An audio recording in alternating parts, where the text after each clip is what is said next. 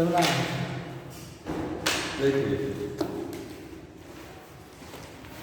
Sex determination की mechanism चल रही थी, ऑन कर दियो। सेक्स डिटरमिनेशन का मैकेनिज्म बता रहे थे आप last time. Genetic balance theory, genetic balance theory complete हो गया था। ड्रोसोफिला वाला हो गया। हाँ ठीक है, पूरा कंप्लीट हो गया वो। क्या चीज? हाँ वो खत्म हो गया जेनेटिक बैलेंस थ्योरी। ठीक है, आगे जो मैकेनिज्म है सेक्स डिटरमिनेशन की वो है haploid mechanism. Haploid diploid mechanism of sex determination. Question ये आएगा कि ये एक एग्जांपल देंगे हनी बी में। हनी बी में कौन सा थ्योरी काम करता है, तो आप बोलेंगे हैप्लॉइड डिप्लॉइड मैकेनिज्म काम करता है। ठीक है, इसका एग्जांपल क्या है? और भी इंसेक्ट हैं, अंट में भी होता है, वॉस्प में भी होता है। ठीक है, लेकिन मोस्ट कॉमन जो दिया गया वो हनी बी में है। अब कैसे ये मैकेनिज्म काम करती है देखिए, सबको पता है हनी बी जो होती है, हनी बी।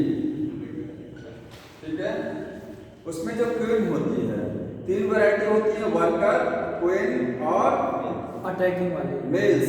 इसको ड्रोन्स बोलते हैं। वर्कर होती है फीमेल, लेकिन स्टेराइल फीमेल होती है, वो चाइल्ड प्रोड्यूस नहीं कर सकती हैं। वो कॉम जो होता है, छत्ता होता है मधुमक्खी का, उसकी साफ सफाई बाकी सारे काम करती हैं। क्वीन एक होती है पूरे छत्ते में, एक कॉम में एक क्वीन होती है। वो क्या करती है? एग का प्रोडक्शन करती है, रिप्रोडक्शन के लिए होती है। और मेल जो होता है, ठीक है, उसको ड्रोन बोलते हैं, वो भी रिप्रोडक्शन में मदद करता है। समझ में आ रहा है? तो इनफर्टाइल कौन सा होता है इसमें से? वर्कर्स होती है, इनफर्टाइल होती है, वो फीमेल है एक्चुअली, लेकिन स्टेराइल फीमेल है। अब जो हनी बी में जो क्वीन होती है, क्या होती है? क्वीन। ठीक है, एक क्वीन होती है, ये रिप्रोडक्शन के दौरान दो टाइप्स से प्रोड्यूस करती है, फर्टिलाइज एग और अनफर्टिलाइज एग। ठीक है, सबको पता है फर्टिलाइज्ड एग, और दूसरा कौन सा होगा? Unfertilised egg. ऐसे एग जो फर्टिलाइज नहीं हुए हैं, जब ये क्वीन किसके साथ सेक्सुअल रिप्रोडक्शन करेगी? ड्रोन के साथ में। किसके साथ होगा? ड्रोन के साथ में। ठीक है, तो ड्रोन क्या होता है? हैप्लॉइड होता है। कैसा होता है? हैप्लॉइड। समझ में आ रहा है? अब खुद सोचिए, हैप्लॉइड है तो इसमें गैमीट कैसे बनेंगे?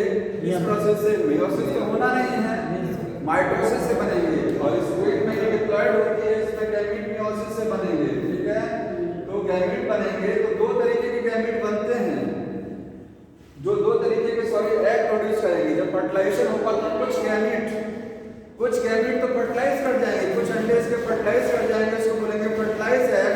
और कुछ ओवम ऐसा रहेगा जो फर्टिलाइज नहीं करेगा, उसको बोलेंगे अनफर्टिलाइज्ड एग। जल्दी से सेट हो जाइए, बैठ जाइए। ठीक है, बैठ गए? अब इधर देखते रहिए। जो फर्टिलाइज्ड एग है, इससे क्या बनेगा? इससे या तो क्वीन बनेगा या बनेगा वर्कर्स। क्या बनेगा? वर्कर्स। क्वीन बनेगा या फिर वर्कर्स। ठीक है, दोनों ही फीमेल है। दोनों ही क्या है? फीमेल है। वर्कर भी फीमेल होती है और क्वीन भी फीमेल होती है।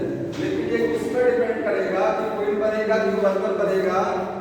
इससे जो ये अंडा है, ये अंडा जब इससे लार्वा बनेगा, ये लार्वा अगर रॉयल जेली को खाएगा, मधुमक्खी के छत्ते में येलो जो व्हाइट कलर का होता दिखाई देता है, वो क्या है? रॉयल जेली, न्यूट्रिशियस फूड होता है। अगर ये यहाँ से अंडे से जो लार्वा बनेगा वो रॉयल जेली खाएगा तो बनेगा क्वीन। तो क्वीन किस बनेगा? जब जो है लार्वा क्या यूज करेगा? लार्वा रॉयल जेली को खाएगा। ठीक है, तो बनेगा क्वीन। और अगर ये एग फर्टिलाइज एग से जो लार्वा बना वो नॉर्मल फूड खा रहा है तो बनेगा वर्कर। समझ में आया? Normal food. ठीक है, दोनों ही फीमेल्स होती हैं। ये स्टेराइल फीमेल है, ये फर्टाइल फीमेल है। समझ में आ रहा है? ये फीमेल कैसी है? स्टेराइल फीमेल है। याद रखिए, ये भी फीमेल है और ये है फर्टाइल फीमेल होती है। और जो अनफर्टिलाइज्ड अंडे होते हैं, इनसे क्या बनेंगे? इनसे बनेंगे मेल्स। क्या बनेंगे? मेल्स। मेल्स को क्या बोलेंगे? ड्रोन बोलेंगे। ठीक है, ड्रोन्स बनेंगे। किस प्रोसेस से बनेंगे? Asexual reproduction, parthenogenesis. यही तो है पार्थिनोजेनेसिस।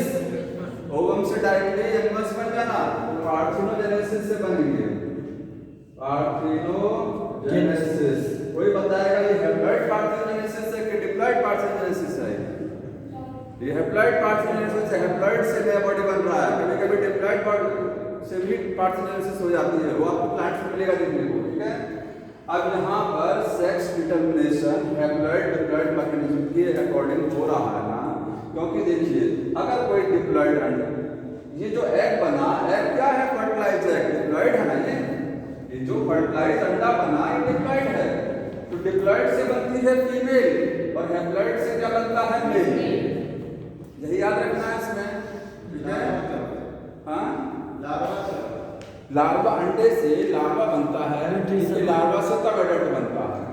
इसी को बोलते हैं इनडायरेक्ट डेवलपमेंट। एक होता है डायरेक्ट डेवलपमेंट, ह्यूमन में या मैमल्स में डायरेक्ट डेवलपमेंट होता है ना, थोड़े एनिमल किंगडम में कि डायरेक्ट डेवलपमेंट और इनडायरेक्ट। अगर बीच में लार्वा आ गया तो इनडायरेक्ट डेवलपमेंट होता है, विकास जो है वो इनडायरेक्ट वे में होता है। लार्वा एंजाइम नहीं है, लार्वा जो है अंडे से निकल करके यंग वन बन रहा है, मतलब इमेच्योर यंग वन, एक ऐसा यंग वन बना जो इमेच्योर है, ठीक है, उसको लार्वा बोलते हैं। समझ में आ रहा है? तो हैप्लॉइड डिप्लॉइड समझ में आया? हैप्लॉइड से क्या बनेगा? मेल बनेगा, और डिप्लॉइड से बनेगा फीमेल। क्वेश्चन ये, अब इसमें एक चीज बहुत इंटरेस्टिंग चीज है, ये जो मेल होते हैं, मेल, ठीक है, इस मेल के मतलब हनी बी में जो मेल होता है, इसके ना तो कोई सन होता है ना ही इसके कोई फादर। अब थोड़ा सा गौर करिए इस चीज पर। ये मेल है, इसका कोई फादर नहीं है, इसका कोई पिता नहीं है, इसका कोई लड़का नहीं होगा, इसका कोई सन नहीं है, इसका कोई फादर नहीं है। सोचिए, समझ में आ रहा है चीज? इसका कोई फादर नहीं है, इसका मतलब समझ में आ रहा है? अपने पैदा हो गए, ये तो डायरेक्ट हो गया ना। फादर, देखिए फादर का मतलब समझ रहे हैं कि अगर मान लीजिए फर्टिलाइज अंडे से जैसे हम लोग बने हैं, तो मदर फादर से बने हैं, दोनों का जीनोम आया, मिक्स हुआ, फादर से स्पर्म आया था ना, तभी तो बने। यहाँ पर देखिए ये जो क्वीन थी, इसने दो तरीके के अंडे बनाए। जो फर्टिलाइज अंडा है इससे बनेगा क्वीन और वर्कर, तो क्वीन और वर्कर के तो फादर ये मेल हो जाएगा, ये वाला जो मेल रहेगा ये इसका, इन दोनों का ये फादर रहेगा। समझ में आया? क्योंकि इसने अपना एक जीनोम दिया था, तभी तो फर्टिलाइज अंडा बना, तभी तो फर्टिलाइज अंडा बना, तो इन दोनों का ये फादर रहेगा, ठीक है। बट यहाँ पर ये अनफर्टिलाइज अंडा था, अनफर्टिलाइज अंडे को बनाने में इसका कोई रोल नहीं है, इसका कोई रोल नहीं है, अंडा अनफर्टिलाइज है, ठीक है, अनफर्टिलाइज है, ये फर्टिलाइज है नहीं है, तो इससे बना ये मेल, तो इसका ये फादर नहीं हुआ। समझ में आ रहा है? तो फादर नहीं होता है, नोट कर लीजिएगा कि यहाँ पे इंपॉर्टेंट है कि जो ड्रोन्स होते हैं, ड्रोन्स के नो फादर, इनका कोई फादर नहीं, ठीक, लेकिन इनका ग्रैंडफादर नाना होता है। ग्रैंडफादर होगा, कैसे होगा ग्रैंडफादर? देखिए ये मेल बना, इसका ये फादर नहीं है, इसके ये फादर नहीं, लेकिन इसका ये मदर तो है, ये मदर है ना। ये वाली क्वीन ने तो अनफर्टिलाइज अंडा बनाया था, तभी तो ये मेल बना था। इसका, इस मेल का ये मदर है, ये फादर नहीं है। अब ये मदर है, तो मदर के जो फादर होते हैं नाना हो गए, ठीक है। अब ये क्वीन बनी कैसी होगी? सोचिए, ये क्वीन कैसे बना होगा? क्वीन बनाने के लिए फर्टिलाइज अंडा होना चाहिए ना, अंडा फर्टिलाइज करना चाहिए, तभी तो क्वीन बनेगी। इसका मतलब क्वीन बनाने के लिए एक हनी भी आई होगी और एक मेल होगा, दोनों से मिले होंगे, तब जाकर के फर्टिलाइज अंडा बना होगा, ठीक है। तो इस क्वीन के क्या है? इसका, इसके क्वीन के जो है फादर है, इसके मदर भी है और फादर भी है, इसके दोनों हैं, ठीक है। और इसी का जो फादर होगा वो इस मेल का ग्रैंडफादर होगा। समझ में आया? इसका ये क्या है? ग्रैंडफादर। नोट कर लीजिएगा, नो फादर होता है बट ग्रैंडफादर होता है, ठीक है, ग्रैंडफादर प्रेजेंट मिलेगा। तो इसका कोई सन नहीं है, इस मेल का कोई सन नहीं बनेगा। समझ में आ रहा है? इसका कोई सन नहीं बनेगा, क्योंकि जानते हैं क्यों नहीं बनेगा? सन तो है पार्थेनोजेनेसिस से बनते हैं, मेल तो हमेशा पार्थेनोजेनेसिस से बनता है। आप सोचिए अगर ये मेल है तो ये किसी क्वीन के साथ रिप्रोडक्शन करेगा ना, भाई बच्चे तभी बनेंगे जब रिप्रोडक्शन होगा। ये किसी क्वीन के साथ रिप्रोडक्शन करेगा तो क्वीन के साथ रिप्रोडक्शन होगा तो ये मेल गैमेट बनाएगा, ये फीमेल गैमेट बनाएगी, फर्टिलाइज होगा। ये क्वीन दो तरीके के अंडे बनाएगी, फर्टिलाइज अंडे और अनफर्टिलाइज। जो फर्टिलाइज अंडे होंगे इससे बनेगा क्वीन और वर्कर। ये क्वीन और वर्कर बने हैं। तो ये जो देखिए ये मेल देख रहे हैं, इसकी बेटी तो होगी, इसकी डॉटर है, क्योंकि ये मेल है, इसने क्वीन के साथ रिप्रोडक्शन किया, बनाया। फर्टिलाइज और फर्टिलाइज अंडे दो तरीके के अंडे इसकी बॉडी में बने। जो फर्टिलाइज अंडे हैं वो क्वीन और वर्कर बनाएंगी। क्वीन और वर्कर दोनों ही फीमेल है ना, तो इस मेल की डॉटर तो है, डॉटर है इसलिए, क्योंकि इसी के सहयोग से तो फर्टिलाइज अंडा बना। बट जो अनफर्टिलाइज अंडा बनेगा उससे क्या बनेगा, मेल बनेगा। तो मेल बनेगा तो इस क्वीन का ये तो सन रहेगा, बट इस मेल का ये सन नहीं, क्योंकि मेल के सहयोग से नहीं बना। ये मेल के सहयोग से ये सन नहीं बना है, सन तो डायरेक्ट बना है फर्टिलाइज अंडे से। फर्टिलाइज में इस मेल का कोई सहयोग नहीं है। समझ में आ रहा है? आ रहा ना ये चीज? जी ठीक है। तो इस क्वीन की डॉटर रहेगी, बट इसका मेल का कोई सन नहीं रहेगा। तो मेल का कोई फादर नहीं होता है, मेल का कोई सन नहीं होता, ग्रैंड फादर होंगे। सर ये जो मेल है ये अनफर्टाइल है, नहीं स्ट्राइल नहीं होगा, हैप्लॉइड है, हैप्लॉइड है, बट वो गैमेट, क्योंकि जानते हैं आपने एल्गी पढ़ा, एल्गी आर हैप्लॉइड बन जाए या हैप्लॉइड का गैमेट नहीं बनते हैं ना, माइटोसिस से बनेगा गैमेट, मैंने बताया। ठीक है। यहाँ पर ये चीज ध्यान रखना आपको, इसका फादर नहीं है, नो सन, इसका कोई सन नहीं है, और कोई इनका सब कुछ होगा। ठीक है। इस मेल का डॉटर तो मिलेगा आपको, इस ड्रोन का ग्रैंडफादर भी मिलेगा एंड डॉटर भी मिलेगा। नोट कर लीजिएगा, डॉटर आल्सो फाउंड। इसका डॉटर है, ग्रैंडफादर सब है। दो चीज नहीं मिलती, फादर और सन नहीं मिलती। रीजन मैंने बता दिया। सर ये नंबर कैसे बैलेंस, ये क्वेश्चन आता है, इन सबका नंबर कैसे बैलेंस होता है सर? ये तो ये इस हिसाब से तो मेल की जनसंख्या खत्म हो जानी चाहिए। जब मेल का मेल बन ही नहीं रहा उससे तो मेल ये कौन सा, ये वाला मेल डाई कट जाता है ना, वही जब डाई कर जाता है तो सर उसका नंबर कैसे बैलेंस रहता? वो अब तक अस्तित्व में खत्म हो जाना चाहिए था। अस्तित्व की बात ये देखिए, ये मेल जो है, ठीक है, कुछ तो मेल बचे हुए हैं, आखिर मेल है। जब मेल से मेल बन ही नहीं सकता, 10 है, मेल से मेल नहीं बन सकता है, लेकिन फीमेल मेल बना सकती है ना। फीमेल जो होती है वो बिना मेल के सहयोग के मेल बना देगी। समझ में आया? ये मेल खत्म हो जाते हैं। ये रिप्रोडक्शन के दौरान इतनी एनर्जी खर्च कर देते हैं। जानते हैं सेक्सुअल इंटरकोर्स हनी बी में फ्लाइंग कंडीशन में होता है, फ्लाइंग कंडीशन में उड़ते हुए सेक्सुअल इंटरकोर्स होता है, और मेल इतनी एनर्जी खर्च कर देता है कि मेल डाई कर जाता है। हाँ, वो सर्किल होता है उसका। समझ में आ रहा है? ये समझ में आया ना, क्योंकि क्वीन है वो दो तरीके के एक बनाएगी, उसको मेल से कोई सहयोग नहीं, मेल नहीं भी रहेगा तब भी वो मेल बनाएगी। ठीक। हाँ, ये फर्टिलाइज अंडे के लिए मेल का सहारा लेना पड़ेगा। सर क्यों उनकी संख्या बहुत कम होती होगी? एक क्वीन होती है, एक अंडे कॉम में एक क्वीन होती है। ये थ्योरी समझ में आई? आगे स्टोरी देखिए। इनमें सर क्लासिक ओवर से रेशियो नहीं देख सकते। हाँ, रेशियो कोई रेशियो जरूरत नहीं। ठीक है, आगे देखिए। एक है लायन हाइपोथेसिस, लायन हाइपोथेसिस, तो शेर वाली हाइपोथेसिस नहीं है। ठीक है, लायन है। ठीक है, इसको बोलते हैं hyper chromatization, chromatization of X chromosome, of X chromosome. इसी को बोलते हैं inactivation, inactivation of one X chromosome, one X chromosome. ठीक है, इससे भी सेक्स डिटरमाइंड होता है, सेक्स का पता इससे भी लगता है इस हाइपोथेसिस से। देखिए इसमें है क्या है, जो फीमेल होती है ये मैमल्स में काम करती है। कहाँ काम करती है? मैमल्स में। ठीक है, जो फीमेल होती है हम लोगों में, जो फीमेल है और क्या है, मेल होती है। ठीक है, फीमेल्स में जानते हैं 2 एक्स क्रोमोसोम होते हैं। ठीक है, 2 एक्स क्रोमोसोम। अब इस 2 एक्स क्रोमोसोम में से एक एक्स क्रोमोसोम क्या होता है, थोड़ा सा लेस एक्टिव होता है, कम एक्टिव होता है। ठीक है।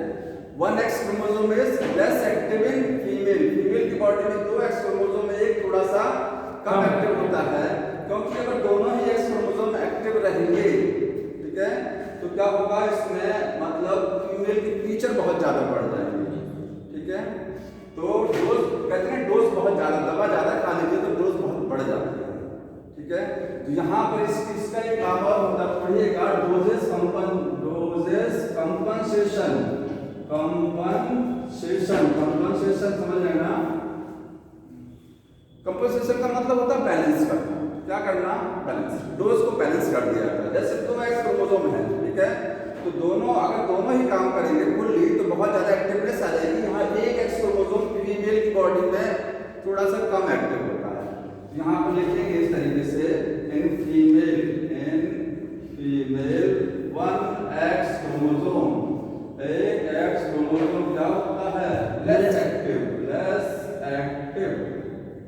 ठीक है, या इसको बोलते हैं हाइपर क्रोमैटाइज्ड,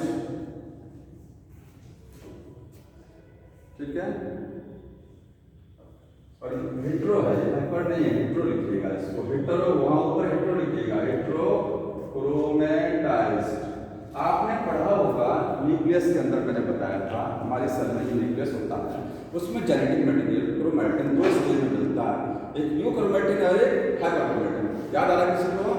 अगर आप न्यूक्लियस में देखेंगे, न्यूक्लियस में बाहर की साइड में जो जेनेटिक मटेरियल होता है क्रोमैटिन न्यूक्लियस में पेरिफेरी एरिया में जो क्रोमैटिन है वो डार्क कलर का होता है, वो काफी कंप्रेस होता है, क्या होता है, बहुत कंप्रेस।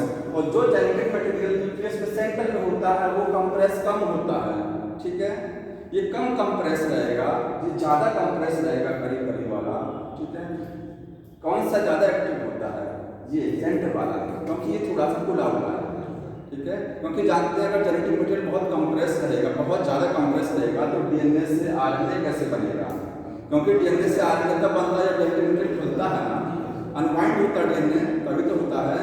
तो यहाँ पर तो डीएनए से आरएनए जिसको बोलते हैं ट्रांसक्रिप्शन, और आरएनए से प्रोटीन जिसको बोलते हैं ट्रांसलेशन, सारा ही स्लो होता है। कहाँ, हेट्रोक्रोमैटिन की पार्ट है ये, और यूक्रोमैटिन में ट्रांसक्रिप्शन, ट्रांसलेशन सब कुछ बहुत फास्ट चलता है, ठीक है। तो ये हाइपर हेट्रो लिखेंगे, इसको हेट्रो कर लीजिएगा, ये क्या है, हेट्रोक्रोमैटाइजेशन ऑफ एक्स क्रोमोसोम, जो एक्स क्रोमोसोम में वो ज्यादा ही टाइटली पैक हो जाता है। फीमेल्स में 2X क्रोमोसोम होते हैं, जिसमें से एक X क्रोमोसोम बहुत ज्यादा टाइटली पैक होता है, जिसकी वजह से वो थोड़ा कम एक्टिव रहता है, ठीक है।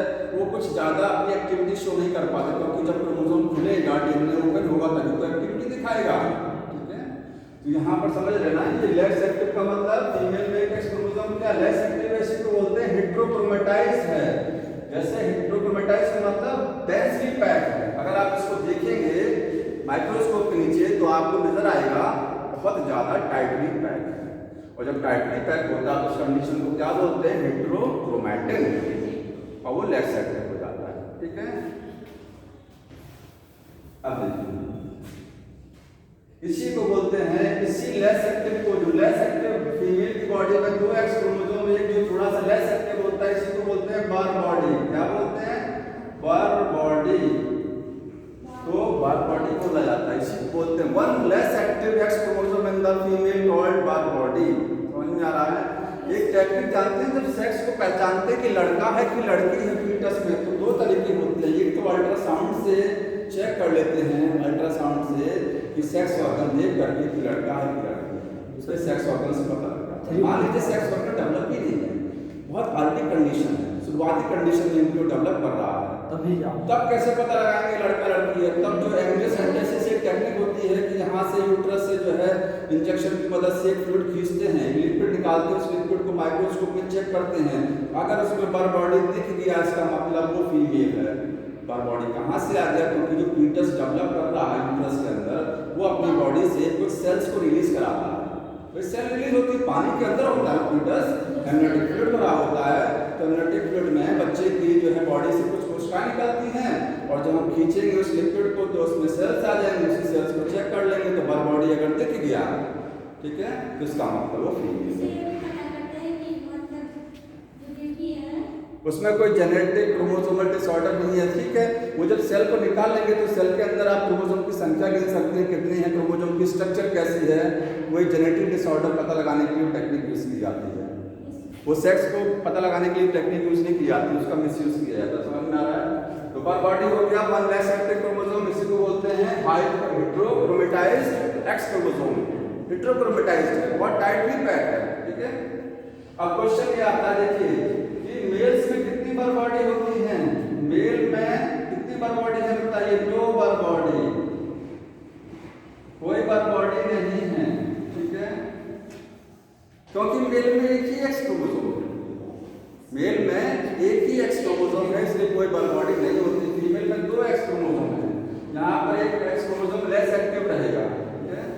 अब बताइए क्लिन-फेल्टर सिंड्रोम सबको पता है ना, क्वेश्चन आता है डबल एक्स वाई की कंडीशन होती है, इसको क्या बोलते हैं? क्लिन-फेल्टर सिंड्रोम।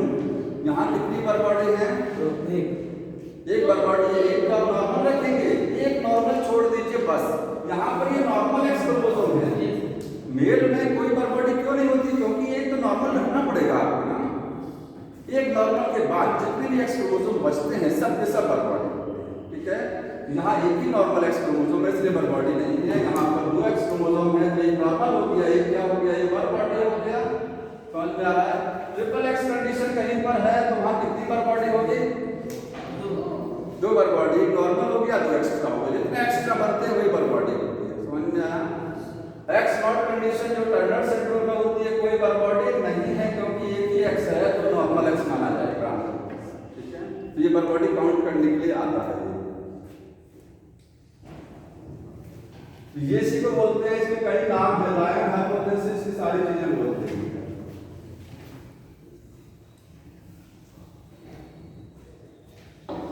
पिछला मैंने लिंकेज बताया था, ठीक है। एक चीज छूट गया, आपका बता दीजिए लिंकेज ग्रुप क्या होता है। क्वेश्चन आता है लिंकेज ग्रुप किसी को पता है? मैंने पढ़ाया था, आप लोग नहीं पढ़े, छूट गया लिंकेज में, मैंने नहीं बताया। बताइए लिंकेज ग्रुप क्या है? छूट कैसे गया? एक्स्ट्रा पढ़ना चाहिए ना, इसका मतलब नहीं पढ़ रहे एक्स्ट्रा, मतलब जो हम बताएंगे वही पढ़ेंगे। हम क्या बताएंगे? हमारे पास तो सिलेबस इतना ब्रॉड है कि सारी चीज़ें अगर चला देंगे, ये चैप्टर अगर ढंग से पढ़ाएंगे तो 20-25 दिन में जाएगा चैप्टर, ठीक है। कुछ अपना भी पढ़िए इस चीज़ को। पता लिंकेज ग्रुप इंपॉर्टेंट चीज़ है। लिंकेज ग्रुप जानते हैं? एक क्रोमोसोम के ऊपर जितना जीन्स होती है, जितना भी जीन्स है, सारी जीन्स को मिलाकर के एक लिंकेज ग्रुप। एक क्रोमोसोम के ऊपर जितना जीन्स है सारी जीन्स को मिला दीजिए, एक लिंकेज ग्रुप, ठीक है। अब बताइए, यहाँ नोट कर लीजिएगा, all the genes present on haploid on A chromosome, on a single chromosome, एक क्रोमोसोम पर जितनी जीन्स होती हैं form a single linkage group, एक लिंकेज ग्रुप बोली जाती है। मतलब ग्रुप का मतलब ग्रुप होता है ना। ऐसे मान लीजिए ये सब लोग बैठे हैं, ये सब एक क्रोमोसोम में इतनी जीन्स लगी है, सब एक लिंकेज ग्रुप हो गया, एक ही ग्रुप हो गया ना। अब बताइए ह्यूमन में मेल में कितना लिंकेज ग्रुप? क्वेश्चन ये आता है, ह्यूमन मेल में कितना लिंकेज ग्रुप होता है? 2 लिंकेज ग्रुप होता है। नहीं 46 40 लिंकेज नहीं बोलेंगे, गलत हो जाएगा। देखिए कैसे, अगर ये क्रोमोसोम पहला है तो जो जीन यहाँ होगी वही तो इस पर होगी। हैप्लॉइड्स आप है, लिंकेज ग्रुप हमेशा हैप्लॉइड सेट में बोला जाता है। हैप्लॉइड सेट समझते हैं? एक सेट, क्योंकि जो जीन इस वाली सेट में है वही जीन तो दूसरी वाली सेट में है ना, कॉम्प्लीमेंट्री इसका है ना, स्मॉल, समझ में आता है। तो जो हैप्लॉइड सेट में जितना जीन्स होती है उसको लिंकेज ग्रुप बोलते हैं। तो जाकर आप कह सकते हैं कितने हैप्लॉइड सेट ऑफ क्रोमोसोम हैं, उतना ही लिंकेज ग्रुप होता है। लिंकेज ग्रुप का एक तरीका और है, total number of haploid set, जितना हैप्लॉइड सेट है वो लिंकेज ग्रुप हो गया, क्योंकि हैप्लॉइड सेट में जितना क्रोमोसोम है। अब बताइए यहाँ पर ये जीन क्रोमोसोम एक, इस पर ये सेम जीन हो जाएगी। ह्यूमन में देखेंगे मेल में 24 लिंकेज ग्रुप होता है, नोट कर लीजिएगा 24 होता है मेल में। जानते हैं क्यों? क्योंकि मेल में देखिए 22, इधर देखिए 22 क्रोमोसोम इधर, 22 क्रोमोसोम है, जिसको क्या बोलते हैं आप, ऑटोसोम 44 होता ना, तो जो जीन इस पर है वही तो इस पर होगी, इसको आप हटा दीजिए, वही इस पर जाएगी ना, इस वाले पर जाएगी, हैप्लॉइड सेट पर। तो हैप्लॉइड सेट में कितने क्रोमोसोम हो गए, 22 हुए ना, एक एक्स हुआ, वाई, जो जीन एक्स पर होती है वो वाई पर नहीं होती है जीन, याद रखिए, एक्स और वाई डिफरेंट क्रोमोसोम, इसीलिए इसमें 22 तो ये हो गया, देखिए 22 ये हो गया, 23 ये 24 मेल में 24, फीमेल में कितना होगा, फीमेल में 23, क्योंकि यहाँ एक्स रहेगा, तो जो जीन इस पर है वही इस पर है, तो इसको हटा देंगे आप, तो 23 क्रोमोसोम होते हैं हैप्लॉइड सेट में, ठीक है। टोटल नंबर ऑफ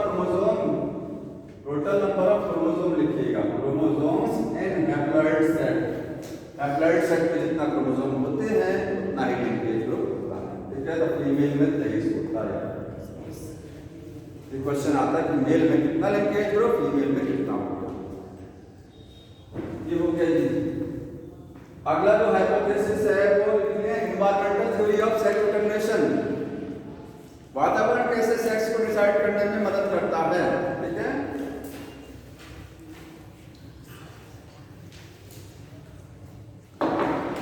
बहुत ब्रॉड चैप्टर है ये, environmental theory of sex determination, theory of sex determination. यहाँ एनवायरमेंट की मदद से सेक्स को डिसाइड किया जाएगा, बहुत जल्दी से इसको समझ लीजिए, देखिए इसमें कुछ नहीं है। एनवायरमेंट का जैसा होगा टेम्परेचर, वातावरण का जो टेम्परेचर होगा वो सेक्स उसी हिसाब से डिसाइड हो जाएगा, कैसा क्रोमोसोम फर्टिलाइज किया इससे मतलब नहीं होता है, ठीक है। जैसे ये आप कहाँ काम करती है, क्रोकोडाइल में काम करती है, और टर्टल्स में होता है, टर्टल्स TURTLES, ठीक है। और एक आपको बोनेलिया में मिलेगा, बोनेलिया क्या है, बोनेलिया वेरिडिस, ये बोनेलिया आपको मिलेगा एनलेटा फाइलम का है, ये कहाँ का है, एनलेटा फाइलम का एक एनिमल है बोनेलिया, ठीक है। ये 3 जगहों पर ये बुक में दिया हुआ है। अब क्रोकोडाइल में क्या होता है, देखिए क्रोकोडाइल में अगर टेम्परेचर हाई है, टेम्परेचर क्या है, अगर हाई है तो बनेगा मेल, याद रखिए। क्रोकोडाइल क्या है, रेप्टाइल है ना, अंडे बनेंगे ना, अंडे बनेंगे, तो रेप्टाइल्स एक्टिविटीज करते हैं अंडे को बाहर, जैसे स्नेक अंडे बनाता है बाहर, ठीक है। तो इन्वायरमेंट का उस समय जो टेम्परेचर होगा, ठीक है, वो डिसाइड करेगा कि मेल बनेगा कि फीमेल। तो क्रोकोडाइल में क्या हो गया, टेम्परेचर अगर हाई है तो मेल बनेगा, और टेम्परेचर अगर क्या है, लो है तो फीमेल बनेगी, ठीक है। टर्टल में इसी का जस्ट उल्टा कर देंगे, टर्टल में टेम्परेचर अगर हाई होता है तो क्या बनता है, फीमेल बनती है, और टेम्परेचर अगर लो होता है तो क्या बनता है, मेल बनता है। तो कंफ्यूजन हो जाएगा कहाँ कौन सा वाला हो गया, कैसे याद रखा जाएगा, कैसे याद रखा जाएगा। याद रखने का तरीका ये है, याद रखिए कि क्रोकोडाइल में फीमेल जो होती है बड़ी कूल होती हैं, क्या होता है, फीमेल बहुत कूल होती हैं, होता नहीं है, मैं याद करने का तरीका बता रहा हूँ कि क्रोकोडाइल में फीमेल बहुत कूल होती है, तो कूल होती है इसका मतलब लो टेम्परेचर पर फीमेल बनेगी। अगर आपको ये कितना याद है केवल कि टर्टल क्रोकोडाइल में फीमेल्स क्या है, वेरी कूल, बहुत कूल होती है, इसका मतलब फीमेल लो टेम्परेचर पर बनती है, वैसे ऐसा होता नहीं है, मैं समझाने के लिए बता रहा हूँ, ठीक है। तो याद हो गया ना कि फीमेल्स के टेम्परेचर क्या चाहिए, लो, जाहिर सी बात है मेल्स के लिए हाई चाहिए, इसी का जस्ट उल्टा कर दीजिए इसमें, तो एक चीज केवल इसी को याद कर लीजिए, बाकी सब हो जाएगा, बाकी सब हो जाएगा, किसी को रटना नहीं, इसी का उल्टा यहाँ पर होगा, समझ में आ रहा है। बोनेलिया का केस अलग है, देखिए बोनेलिया में क्या है, ये एनिमल पानी में रहता है, कहाँ है, एक्वाटिक है, ये बोनेलिया है, ठीक है, एक्वाटिक है। बोनेलिया जब अपनी बॉडी से लार्वा प्रोड्यूस करता है, लार्वा समझ लेना, अंडे से लार्वा बनता है, इसके जो लार्वा बनते हैं, ठीक है, लार्वा अगर बोनेलिया की बॉडी के साथ चिपका हुआ है, जो लार्वा, क्योंकि अंडे की बोनेलिया अपनी बॉडी से एग बनाएगा, उनसे लार्वा बनेंगे, ठीक है, जो लार्वा इसकी बॉडी से अटैच रहेगा वो बनेगा क्या चीज, मेल, और जो लार्वा थोड़ा दूर रहेगा पानी में वो बनेगा फीमेल। मतलब the larva which remain attached to the body of Bonellia form the male, ठीक है। ऐसा क्यों होता है? ऐसा इसलिए है क्योंकि ये अपनी बॉडी से कुछ हार्मोन रिलीज कराता है डोमेनिया। तो जो हार्मोन, चूंकि हार्मोन रिलीज कराएगा तो हार्मोन की कंसंट्रेशन बताइए कहाँ ज़्यादा रहेगा? नजदीक रहेगा ना, बॉडी के आसपास के एरिया में हार्मोन ज़्यादा रहेंगे। जो दूर रहेगा पानी में उसके पास हार्मोन सफिशिएंट नहीं पहुँच पाएगा तो बना देगा फीमेल को। तो ऐसा कुछ होता है हार्मोन की वजह से। इतना आपको याद रखना है कि larva that attach to body surface of Bonellia की बॉडी सरफेस से जो लार्वा अटैच रहेगा वो क्या बनाएगा? मेल बनाएगा, ठीक है। और larva that found some distance, कुछ दूर रहेगा, सम डिस्टेंस फ्रॉम बॉडी, जो बॉडी से कुछ दूर रहेगा, कहाँ रहेगा? इन वाटर में रहेगा, वो बना देगा फीमेल, ठीक है। बस हो गया एनवायरमेंटल थ्योरी में ये आपको दो ये वाला याद रखना, ठीक है। इसमें मेल फीमेल होते हैं ना? हाँ, मेल फीमेल होते हैं, फर्टिलाइजर सब कुछ होता है, लेकिन यहाँ पर ये एनवायरमेंटल थ्योरी काम कर रही है। समझ में आ रहा है? कुछ भी फर्टिलाइज मतलब अनदर कंडीशन में काम करता है या फिर अंदर से मिलेगा? क्या चीज? ये इन्वायरमेंटल कंडीशन है। जैसे इन्वायरमेंटल नहीं, ये बॉडी से अपने हार्मोन रिलीज करते हैं। यहाँ इन्वायरमेंट का कोई फर्क नहीं होगा, वो अपनी बॉडी से हार्मोन रिलीज करेगा, जो उसकी बॉडी के साथ अटैच रहेगा उसको हार्मोन अलग मिलेगा, बना देगा मेल। जो दूरी पर रहेगा उसके हार्मोन कम पहुंचेगा, फीमेल बना देगा। समझ में आ रहा है? अच्छा, रिलीज कर ठीक है, नोट कर लीजिए। ये हो गया। इसके बाद अगला जो टॉपिक बताने जा रहा है, अभी 10 मिनट है, जल्दी समझ लीजिए। म्यूटेशंस क्या होते हैं, बहुत बात समझिएगा।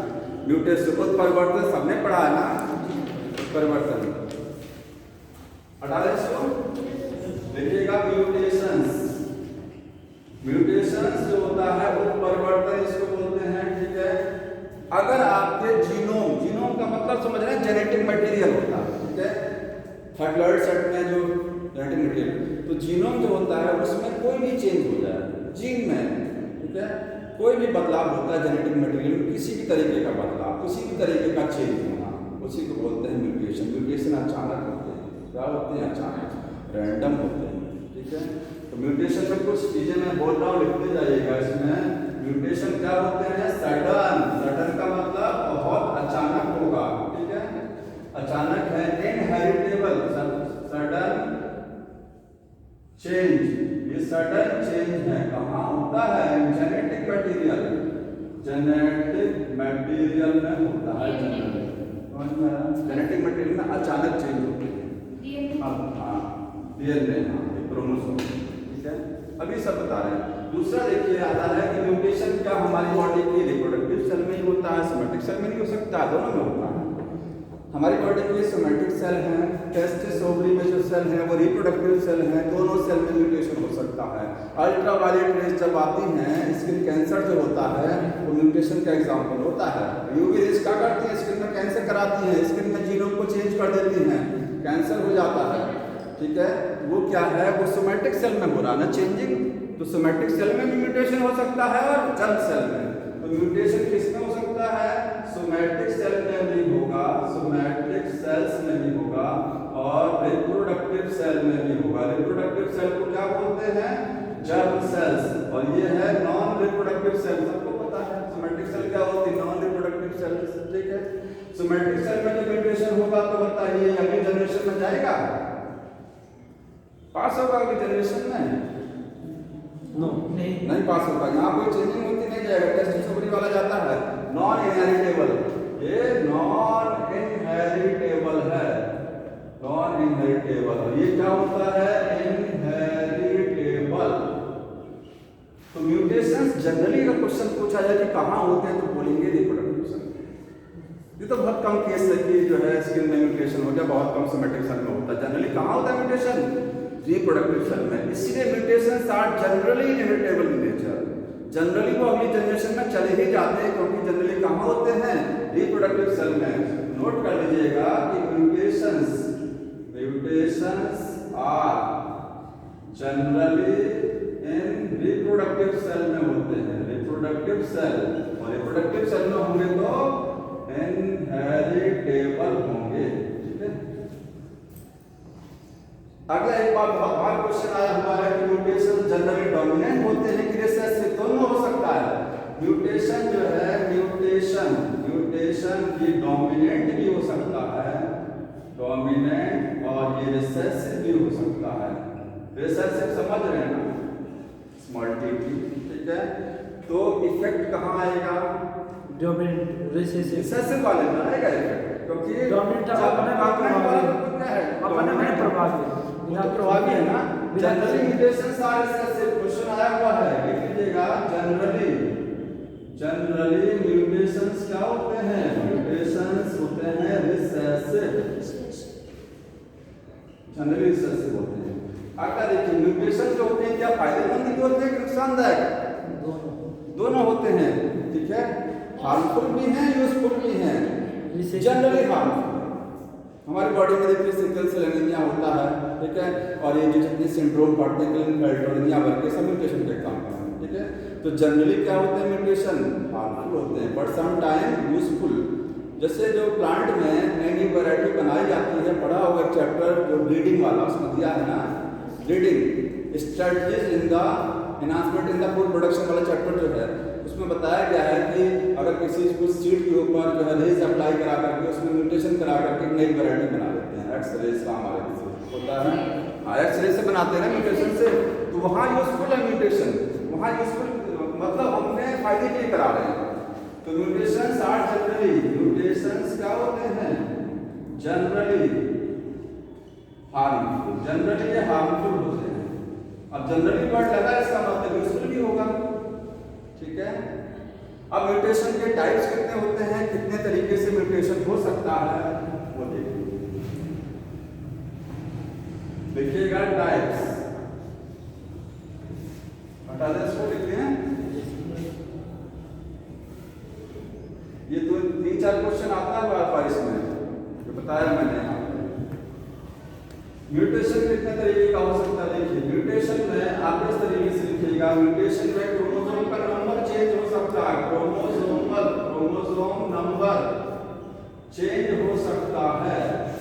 म्यूटेशन में अगर क्रोमोसोम का नंबर घट रहा, 47 क्रोमोसोम हो गया, 45 हो गया, म्यूटेशन में क्रोमोसोम का नंबर भी चेंज हो सकता है। ठीक है, और इसको बोलते हैं जीनोमैटिक म्यूटेशन, जीनोमैटिक म्यूटेशन बोलते हैं। जब म्यूटेशन क्या होता है, जब उसमें क्रोमोसोम का नंबर बदलता है तो उसको बोलते हैं जीनोमैटिक म्यूटेशन। नंबर बदलेगा, कैसे बदलेगा नंबर से समझाएंगे, नंबर कैसे बदल जाता है। ठीक है, दूसरा म्यूटेशन क्या है? चेंज इन, यहाँ लिखिएगा चेंज, ऊपर चेंज लिख लीजिएगा, चेंज इन क्रोमोसोम नंबर, अच्छा यहाँ लिख दिया। दूसरा है चेंज इन स्ट्रक्चर, क्रोमोसोम की स्ट्रक्चर में चेंज हो सकता है। स्ट्रक्चर समझ रहे हैं ना, कि क्रोमोसोम ये आर्म है, पता लगा छोटा हो गया, किसी वजह से आर्म छोटी हो गई, किसी वजह से आर्म बड़ी हो गई, कहीं से और टूट करके कोई जुड़ गया, तो क्रोमोसोम की स्ट्रक्चर में अगर कोई बदलाव हो रहा है तो वो भी म्यूटेशन होता है। इसको बोलते हैं क्रोमोसोमल एबरेशंस, क्रोमोसोमल एबरेशंस बोलते हैं, एबरेशंस। समझ में आ रहा है? याद रखिए, क्रोमोसोमल एबरेशन बोला जाता है स्ट्रक्चर में चेंज हो। क्रोमोसोम की संख्या उतनी रहेगी, 46 है, 46 ही रहेंगे। इसमें बताएंगे क्रोमोसोम को नंबर 5 होता है, 5वां क्रोमोसोम होता है। क्राइड-चाइल्ड सिंड्रोम पढ़ा होगा किसमें, पढ़े ना? बच्चे की आवाज आती है, एडल्ट होता है और जब बोलता है तो बिल्ली की आवाज आती है। क्राइड-चाइल्ड सिंड्रोम क्रोमोसोम नंबर 5वां जो होता है ह्यूमन में, उसमें जो आर्म होती है वो टूट जाती है, डिलीशन हो जाता है उसमें इसी वजह से, आवाज से, तो आवाज जो है चेंज हो जाती है। ठीक है, कैट की तरीके से। कुछ लड़कों की आवाज सब लड़कियों की तरह। हाँ, अगला है देखिए, क्रोमोसोम का नंबर चेंज होना वो भी म्यूटेशन है, क्रोमोसोम की स्ट्रक्चर चेंज होना वो भी म्यूटेशन है, और इसके बाद डीएनए का सीक्वेंस चेंज होना वो भी म्यूटेशन है। अगर मान लीजिए क्रोमोसोम की संख्या सब कुछ सही है, स्ट्रक्चर भी सही है, जीन जो होता है, जीन की सीक्वेंस बदल गई। कोडन समझ रहे हैं ना, कोडन सबको पता है ना, ATCG, वो सीक्वेंस गड़बड़ा गया, तो change in sequence, change in sequence of gene. ठीक है, सीक्वेंस ही चेंज हो गई है। इसी को बोलते हैं क्या चीज, जीनोम म्यूटेशन।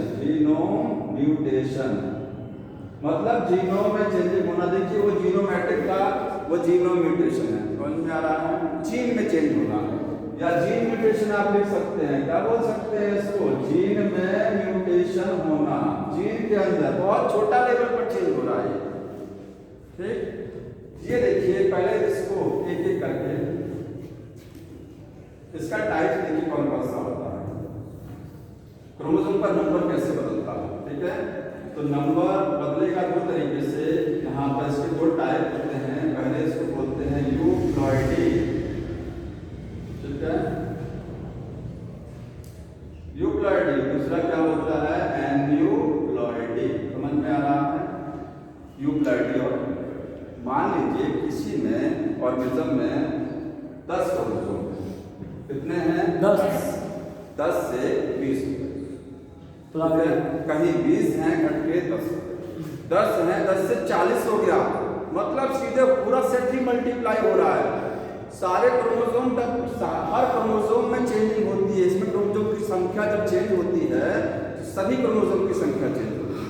ऐसा नहीं होता कि ये क्रोमोसोम नंबर दूसरा, उसकी 2 कॉपी हो गई, तीसरे वाले की नहीं हुई। सारा क्रोमोसोम की संख्या बढ़ेगा या सबका घटेगा, समझ में आया।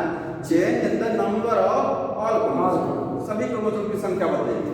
यहाँ लिख लीजिएगा, यूप्लॉइडी में क्या होता है, change in number of all chromosome, सभी क्रोमोसोम की संख्या बदलती है।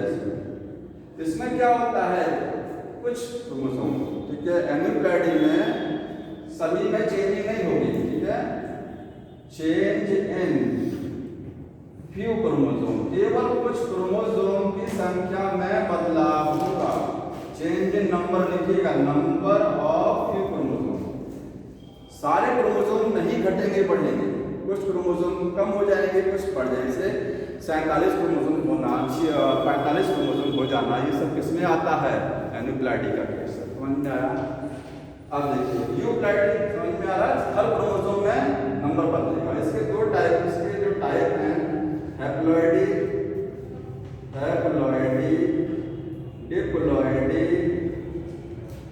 और पॉलीप्लॉइडी। अब क्वेश्चन ये बहुत आता है कि चाहे पूछेगा पॉलीप्लॉइडी चाहे यूप्लॉइडी, ठीक है, दोनों ही, क्योंकि इसी का भी एक टाइप है। तो हैप्लॉइडी, पॉलीप्लॉइडी या फिर यूप्लॉइडी, ये किसमें ज्यादा कॉमन होता है, प्लांट्स में ज्यादा देखने को मिलता है कि एनिमल्स में। तो पॉलीप्लॉइडी या euploidy more common in the plants, plant में ज्यादा होती है, एनिमल्स में भी होती है लेकिन कम देखने को मिलती है।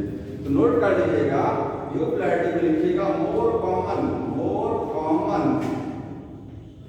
इन प्लांट्स, ये प्लांट्स में ज्यादा कॉमन है। अब इसको भी करके पूछा जा सकता है कि polyploidy more common in the, तभी बोलेंगे प्लांट्स, उसी का टाइप का, ये दोनों में होता है, मतलब होता तो ये भी दोनों में है। मोर कॉमन लिखा है इसका मतलब उसमें भी होगा, ये दोनों में लगभग बराबर है, ठीक है, almost equal in the plant and animal, almost equal होती है प्लांट एंड एनिमल्स, दोनों में मिलेगा, देखिए दोनों में कॉमन है, ठीक है, और ये प्लांट में ज्यादा मोस्टली। यहाँ देखिए यूप्लॉइडी में हर क्रोमोसोम में चेंज होगा। अब हैप्लॉइडी समझते हैं, हैप्लॉइडी क्या होती है, मान लीजिए कहीं 20 क्रोमोसोम है, डबल सेट है, क्रोमोसोम का 2 सेट है, 2 सेट समझते हैं ना, 2n से घट करके n हो गया, 20 से 10 n हो गया घट करके, क्या हो गया, हैप्लॉइडी हो गया, ठीक है। और 2n, और मान लीजिए कहीं n है, n से बढ़ करके 2n हो गया, डबल हो गया, डिप्लॉइडी, 2 सेट हो गया। अगर क्रोमोसोम का ये देखिए यहाँ 2 सेट है, 2 सेट है ना, अभी 2 सेट से बढ़ करके 3 सेट हो जाए, ट्रिप्लॉइड। तो जैसे ही 2 से 3 होगा तो पॉलीप्लॉइड में आ जाएगा। हैप्लॉइड का मतलब 1 सेट होना, डिप्लॉइड का मतलब 2 सेट, 2 से ज्यादा होना पॉलीप्लॉइडी। तो पॉलीप्लॉइडी का मतलब more than 2 set of chromosome, more than 2 set of chromosome, 2 set of chromosome, 2 से ज्यादा क्रोमोसोम का सेट हो जाना पॉलीप्लॉइडी। मतलब लिख सकते हैं 3n 4n, 3n हो गया यहाँ पर, ठीक है, 4n, ये सारी चीज ऐड सकते हैं।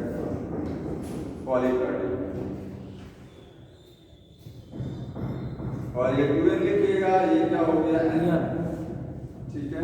Yes sir. अब यूक्लिडिक क्यों होती है, कारण क्या है इसका? ये तो हो गया क्रोमोसोम की संख्या में बदलाव हो रहा है, होता कैसे क्रोमोसोम की संख्या, क्या कारण है इसका, कहाँ मिस्टेक आती है, तब होता है। तो देखिए बता दें इसको, लिखिएगा यूक्लिडिक रीजन, इसका रीजन क्या है? ये सर क्रोमोसोमल डिस्टेंस सर जी। क्रोमोसोम की संख्या बदल रही है, सारा पूरा सेट ही चेंज हो जा रहा है, 10 का 20, 30, 40, ठीक है, पूरा सेट ही चेंज हो जा रहा है, एक तो नहीं चेंज हो रहे हैं। तो इसका रीजन है एब्सेंस ऑफ साइटोकाइनेसिस। साइटोकाइनेसिस का ना होना इसका मेन कारण है, समझते हैं? आप समझ लीजिए, जैसे मान लीजिए कि यहाँ पर ह्यूमन में देखिए 46 क्रोमोसोम ऐसे लगती है ना, मेटाफेज पर यही तो होता है, पूरा 46 लग गया, एक ये 23 सेट लगता है, 23 सेट लगा है, ठीक है। अब जब ये एनाफेज में ऊपर जाएगा, ये वाला सेट एनाफेज में नीचे जाता है ना, देखते रहिए, एनाफेज में ये वाला सेट ऊपर या नीचे, साइटोकाइनेसिस होती है। तो होता क्या है कि एक सेट तो ऊपर चला गया और एक सेट नीचे वाले सेल में आ गया, वो क्या ना है ब्लड बन गया ना, ब्लड से ब्लड ऐसे बनता है, स्प्लिटिंग है ना पेज में।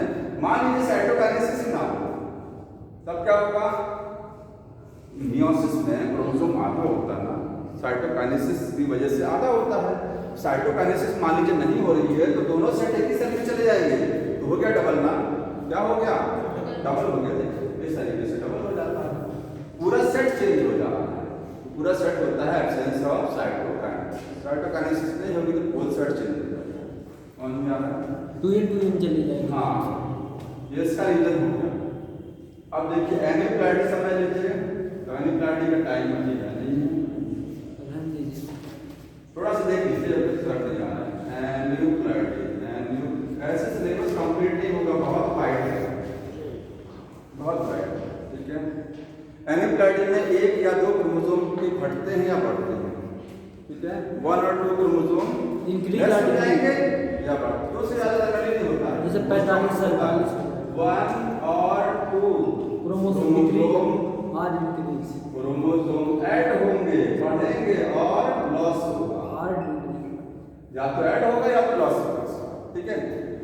इसके भी बहुत सारे, जैसे मान लीजिए कहीं कंडीशन लिखी है 47 क्रोमोसोम हो गया, 46 से 47 हो गया, एक ही सेट तो चेंज हुआ, यस सर, एक ही क्रोमोसोम कोई बढ़ा है, सब तो नहीं बढ़े हैं, ठीक है। इसके टाइप्स लिख लीजिए एनिप्लाइडी के कि कैसे एडिशन, मतलब क्रोमोसोम इंक्रीज कैसे होते हैं, increase in number of chromosome, या इसके 2 टाइप लिखिएगा आप सीधे, हाइपोप्लॉइडी और हाइपरप्लॉइडी। हाइपो में क्या होगा, क्रोमोसोम की संख्या घटेगी, हाइपर में क्या होगा, बढ़ेगा, ठीक है। एनिप्लाइडी के टाइप है, तो हाइपोप्लॉइडी में होता है, सब पढ़े होंगे, मोनोसोमी, दूसरा कौन सा होता है बताते जाइए, नलीसोमी, कुछ नहीं याद आ रहा है, नलीसोमी, ठीक है। हाइपो का केस बता रहे, मोनोसोमी हो गया, नलीसोमी हो गया, डबल मोनोसोमी,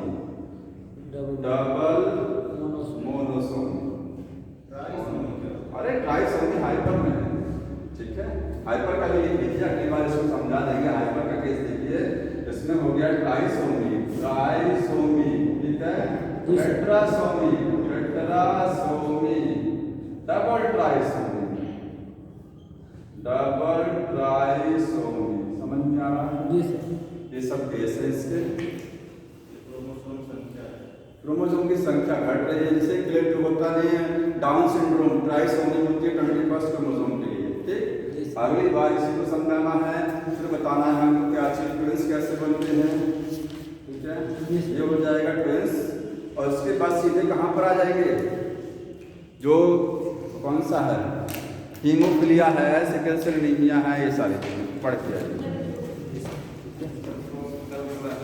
कल देखा